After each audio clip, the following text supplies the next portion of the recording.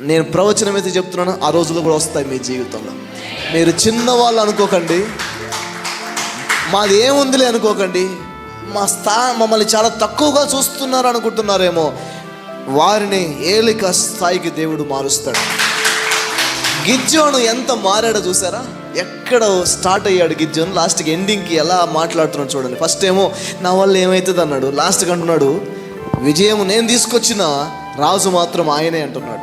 Royal family నమ్మేది ఏంటంటే విజయం మనం సాధించిన ఆ విజయమును దేవుడు ఇచ్చాడు కాబట్టి ఆయనే రాజు మనకి ఎప్పుడు అని నమ్మేవారము దేవుని ప్రజలం. So finally God is my king అనేది ఇందులో సత్యం. ఇంట్లో భర్త కుటుంబానికి ఏమని చెప్పాలంటే మన ఇంటికి దేవుడు రాజు అని చెప్పాలి. ఈ సంఘానికి యేసు ప్రభువే రాజు. యేసు ప్రభువే రాజు. ఆయన చేతుల్లో రాజ్యం ఉండడమే ఉత్తమము. ఎందుకంటే ఆయన ఎవరిని ఎలా హ్యాండిల్ చేయాలో బాగా తెలుసు.